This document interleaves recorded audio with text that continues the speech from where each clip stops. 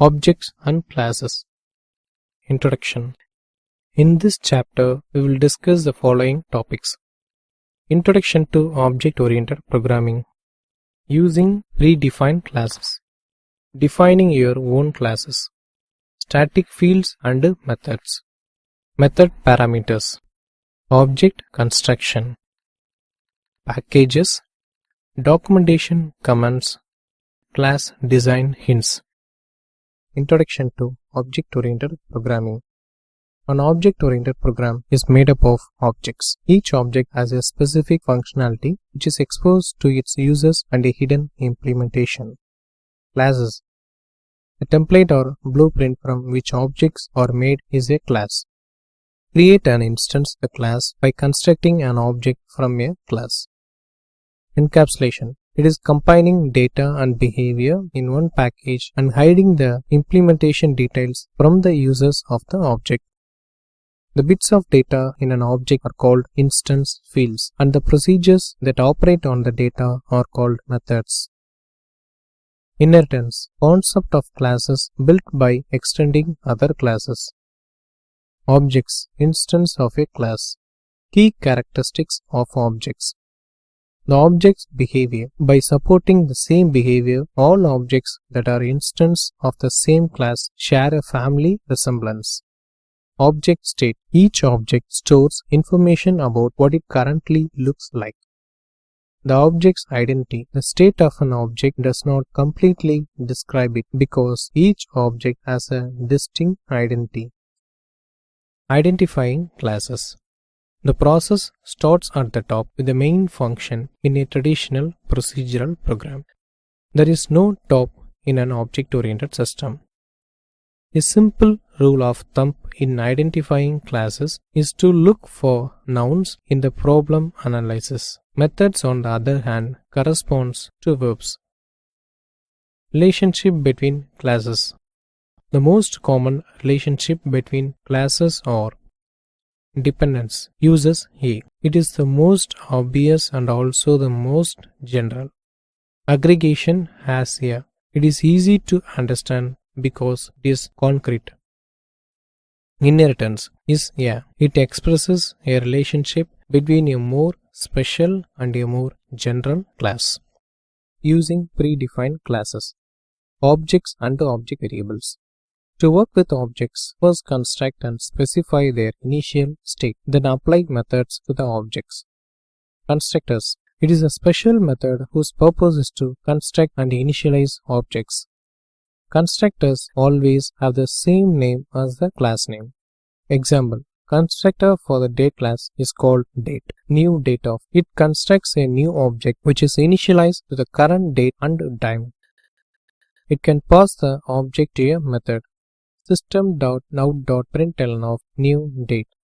It can apply a method to the object that you just constructed. One of the methods of the date class is the toString method. That method yields a string representation of the date. To apply the toString method to a newly constructed date object, string s equal to new date of .toString. In Java, the value of any object variable is a reference to an object that is stored elsewhere. All Java objects live on the heap. When an object contains another object variable, it contains just a pointer to yet another heap object. Mutator and accessor methods. Only the get method looks up the state of the object and reports on it. The state of the object is modified by the set and add methods. Mutator methods change instance fields. Methods that access only instance fields without modifying them are called accessor methods. A common convention is to prefix accessor methods with the prefix get and mutator methods with the prefix set. The below given program explains about the mutator and accessor methods. In here, the class student, the name is declared as string variable, and we have declared two methods, getName and setName methods. The getName method is used to return the name, and setName method is used to assign the value for the name attribute. Defining your own classes. To build a complete program, you combine several classes, one of which has a main method. The simplest form for a class definition in Java is given below. Class, class name, open bracket, field 1, field 2, constructor 1, constructor 2, then method 1 and method 2, bracket closed. Example of a simple Java class, student_test.java. The example program consists of two classes, student class and a class student_test with a public access specifier. The main method is in the student_test class. The name of the source file is student_test.java because the name of the file must match the name of the public class. You can have only one public class in a source file, but you can have any number of non-public classes. When you compile this source code, the compiler creates two classes files in the directory, student_test.class and student.class. Then you start the program by giving bytecode interpreter the name of the class that contains the main method of your program, that is Java space student_test. Use of multiple source files. The example has two classes in a single source file. Many programmers prefer to put each class into its own source file. You can compile the Java program by using the below commands: javac space student_test.java. First steps with the constructors. The constructor runs when you construct objects of the class, giving the instance fields the initial state you want them to have. A constructor has the same name as the class. A class can have more than one constructor. A constructor can take 0, 1 or more parameters. A constructor has no return value. A constructor is always called with a new operator. The implicit and explicit parameters. Methods operate on objects and access their instance fields. sh.printAge of 19. The implicit parameter is the object of type employee that appears before the method name. Second parameter is the number inside the parenthesis after the method name. It is an explicit parameter. In every method, the keyword this refers to the implicit parameter. A class-based access privileges. A method can access the private data of the object on which it is invoked. A method can also access the private data of all objects of its class. Private methods. Change the public keyword to private to implement a private method in Java. As long as the method is private, it is never used outside the other class, so it can simply be dropped if needed. A method cannot simply be dropped because other code might rely on if it is public. Final instance fields. You can define an instance field as final.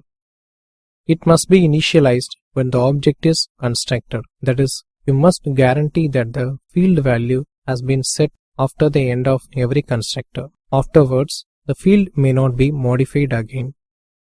The final modifier is particularly useful for fields whose type is primitive or an immutable class.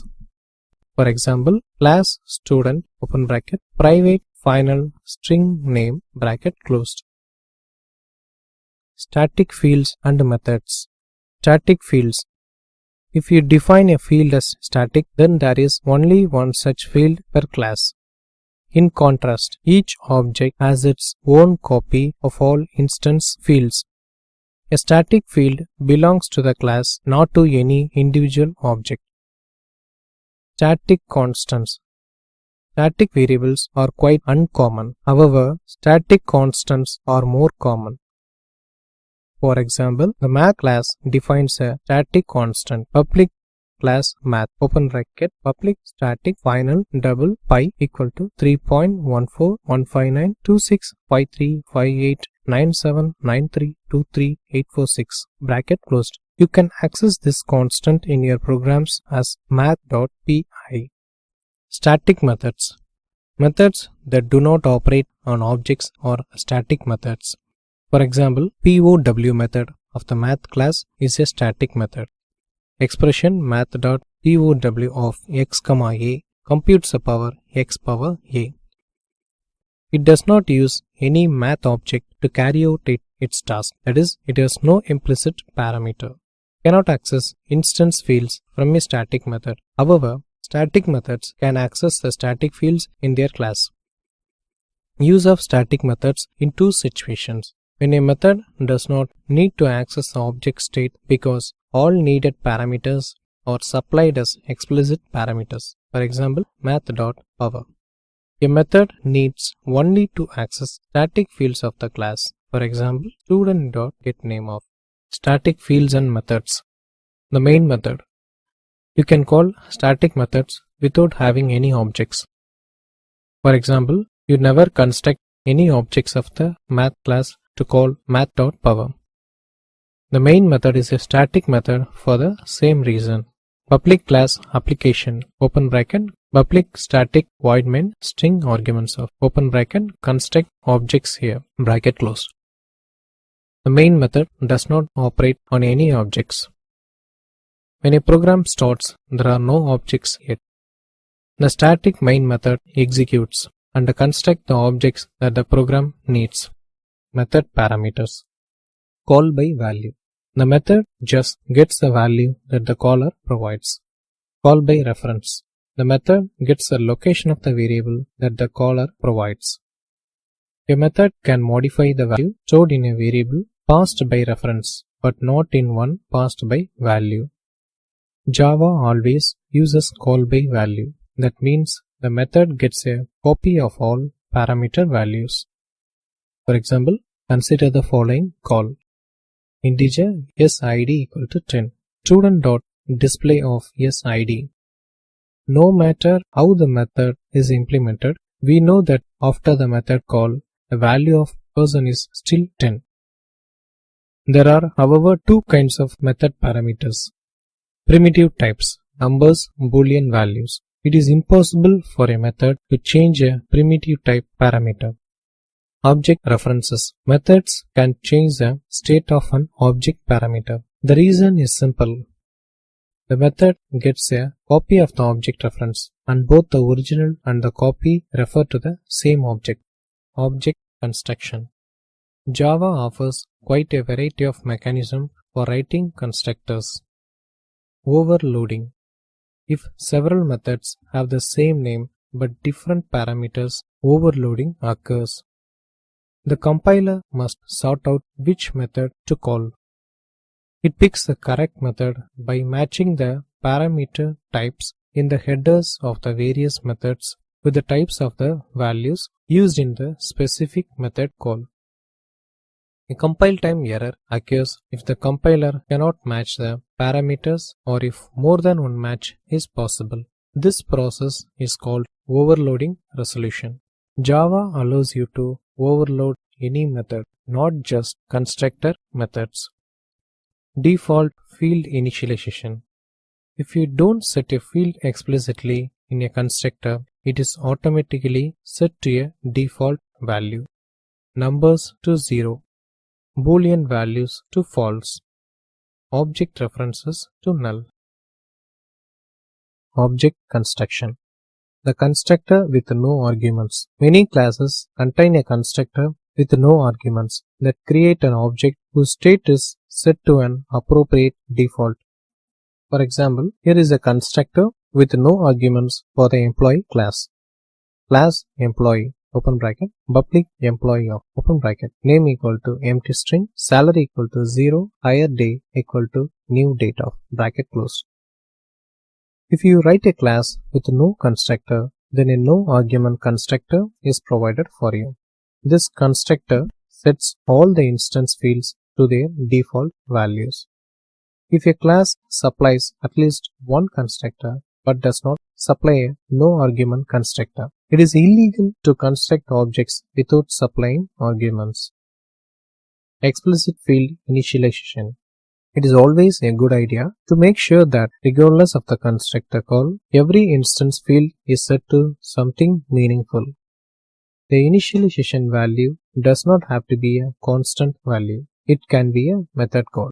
Object construction. Parameter names.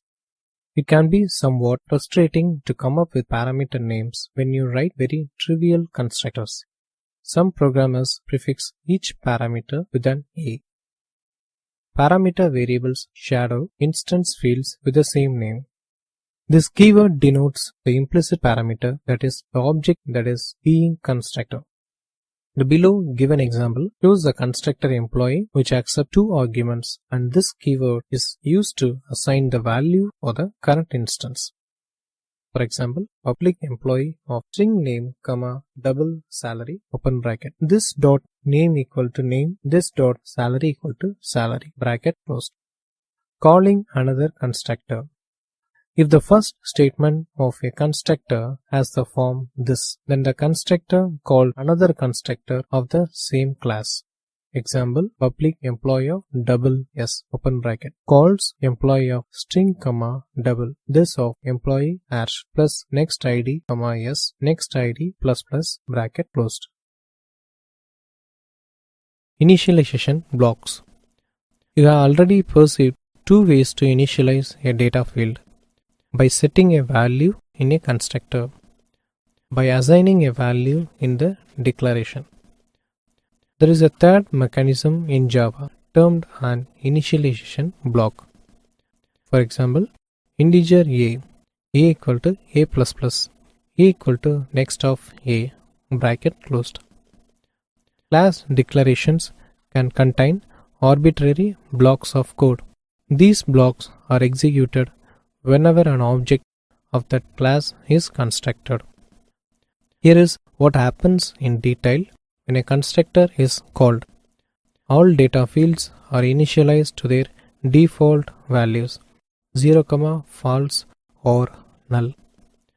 All field initializers and initialization blocks are executed in the order in which they occur in the class declaration. If the first line of the constructor calls a second constructor, then the body of the second constructor is executed. The body of the constructor is executed. Object destruction and the finalize method. Java does automatic garbage collection.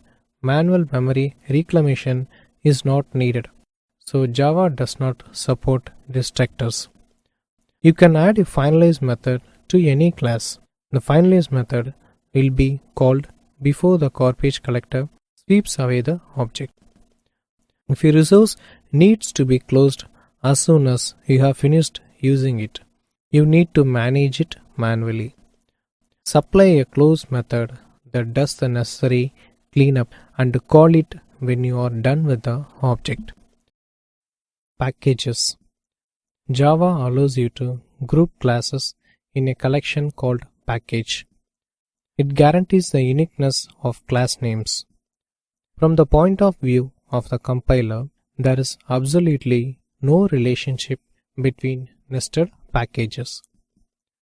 For example, the packages java.util and java.util.jar have nothing to do with each other. Each is its own independent collection of classes. Class importation. A class can utilize all classes from its own package and all public classes from other package. You can access the public classes in another package in two ways. Add the full package name in front of every class name. For example, java.util.date today equal to new java.util.date. Use the import statement. You can import a specific class or the whole package. You can place import statements at the top of your source files. For example, import java.util. Then you can use date today equal to new date of without a package prefix. Only use the star notation to import a single package. Cannot use import java.star or import java.star to import all packages with the Java prefix. Static imports. A form of the import statement permits the importing of static methods and fields, not just classes. For example, If you add the following directive to the top of your source file, then you can use the static methods and fields of the system class without the class name prefix. Import static java.lang.system.star system.out.println of goodbye world system.out exit of 0, that is system.exit. Addition of a class into your package.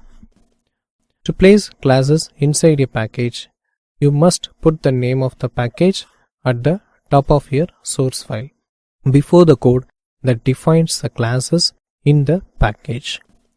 If you don't put a package statement in the source file, then the classes in that source file belong to the default package.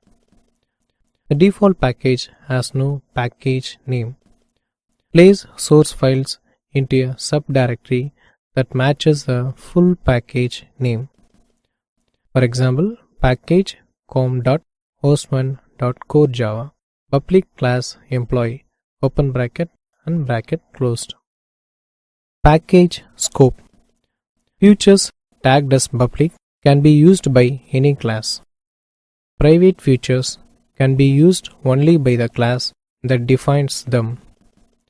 If you don't specify either public or private, the feature, that is, the class, method or variable, can be accessed by all methods in the same package.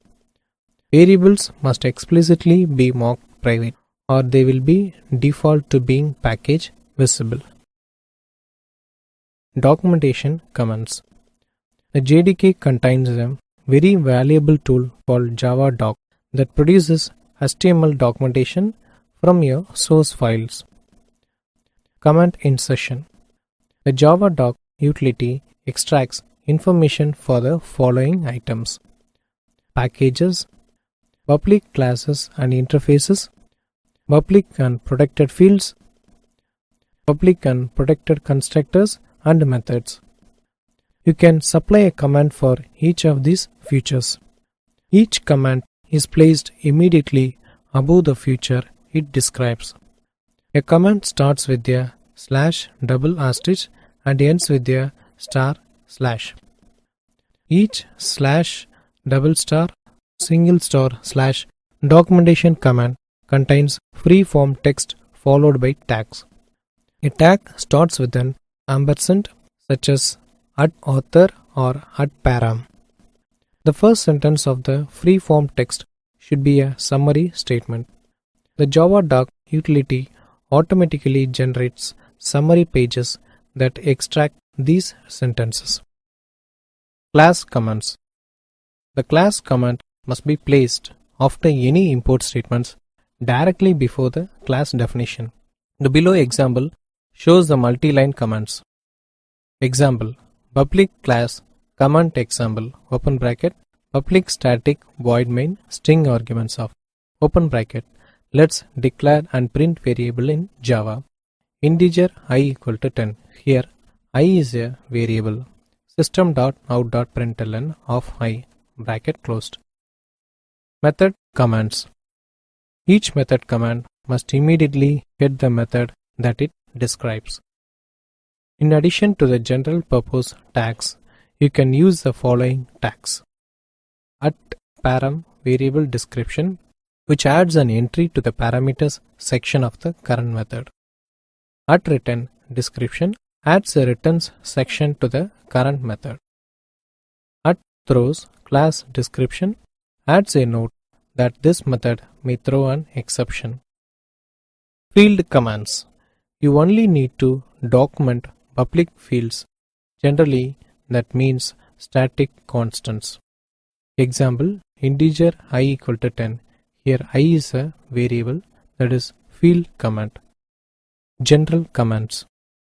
The following tags can be used in class documentation commands. @author name makes an author entry. @version text makes a version entry. The following tags can be used in all documentation commands. @since text makes a since entry.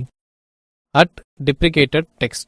This tag adds a command that the class, method, or variable should no longer be used. The text should suggest a replacement. Add C reference. Adds a hyperlink in the See Also section. Package and overview commands.